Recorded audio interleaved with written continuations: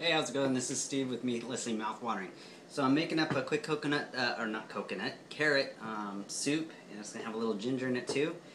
And so I'm gonna show you how I did it. So first of all, I've got in my crock pot some onion that I already diced up and threw in there.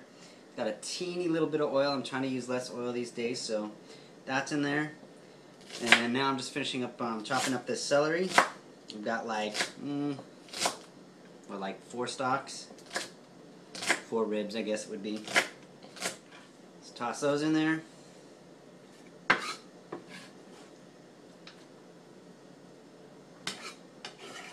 I got this big bag of carrots.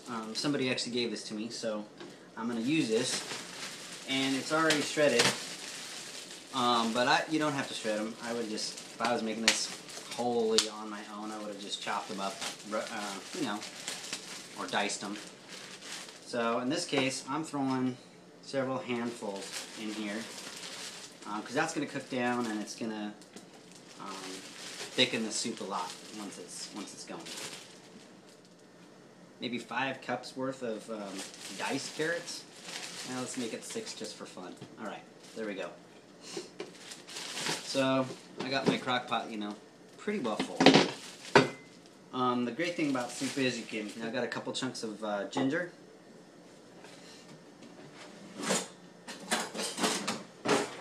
I'm back, had to get my grater. Grate that in there. Later I'm going to make a little cashew cream, so I've actually got about a cup of cashews, raw cashews, and they're soaking in enough water to cover them. Those are probably about like 1.5 inch chunks of ginger. Like everything I cook, more or less, depending on how you like it. What we're going to do is we're going to cheat a little. This is vegan chicken broth powder, so it doesn't really have any chicken in it. But you can make it up. It adds a lot of flavor. It's great to have around, so I'd highly suggest it.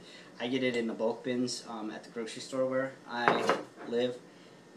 You'll have to search around for yourself. Hang on. I'll gonna go get a pitcher and some water.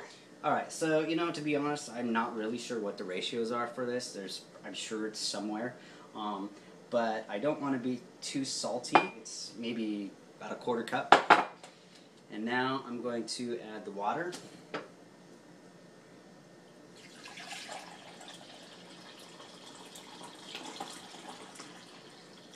It's about 4 cups of water. And then I'll just taste it and see if it tastes good.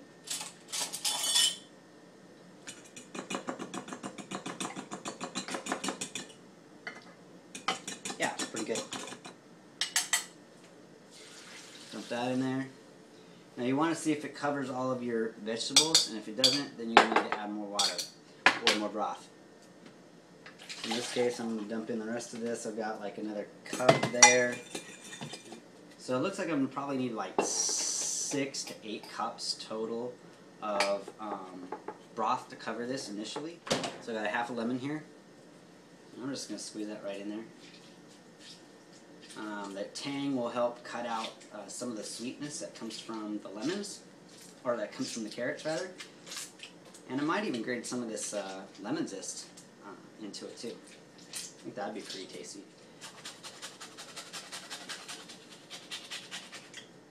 You know what I do have? I have a little herbs of Provence. That'd probably be pretty good. Because that's got a mixture of thyme, rosemary, basil, tarragon, and a little bit of lavender. I'm not going to use a lot because I don't want it to overpower, but I just want to kind of have a little bit in the background. So I put like maybe 1/8 of a teaspoon. Oh, garlic. That's what it needs. My cousin gave me a bunch of garlic a while back that she got in bulk. It's like this already peeled, good stuff. So I think I'm going to put like, I love garlic. I think I'm going to put like 3 cloves in it. And I got some kids eating this too. Maybe I'll put 2 cloves in.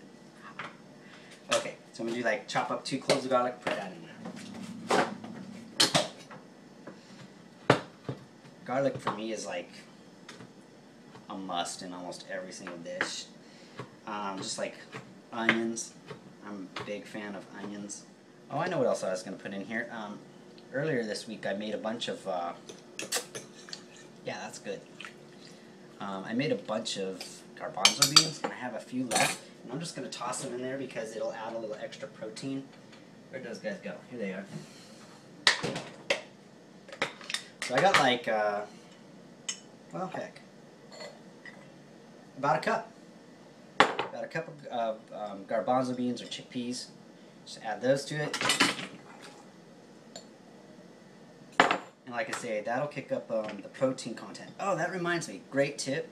One of my friends, Jenny Davalis, she has a website, I think it's a Facebook page called Back in Balance. Great little page. But she gave me the tip of sprouting your beans and your peas and stuff before you go to cook them. And it's super easy to do. And all you do is just basically soak them in water overnight. In the morning, dump off the water.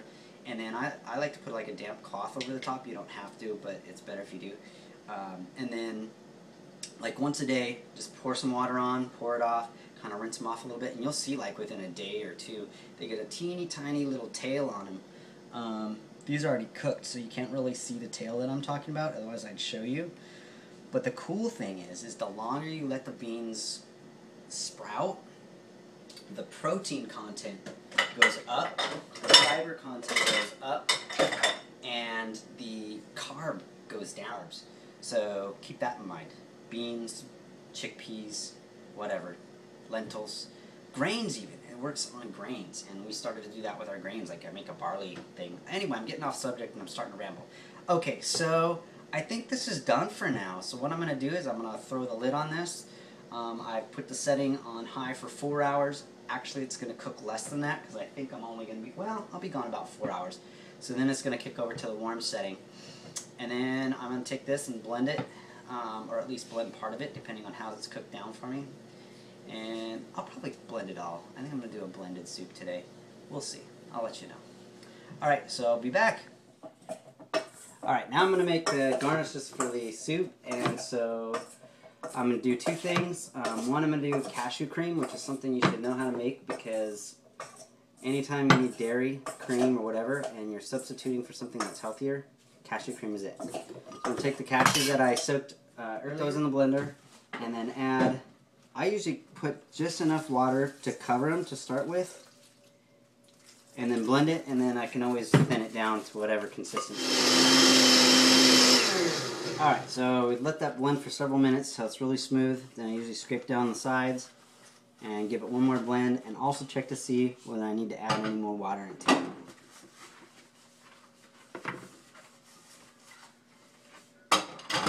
Alright, so the other thing I'm going to make is just a little toasted shredded coconut. So that's super easy. Just get your pan, put your stove on like medium, and sprinkle a little bit of that in there. That's probably like about, I don't know, half cup. And throw it on your burner. Keep a close eye on it, and just let it toast. That'll be it. Now I'll show you when it's all done.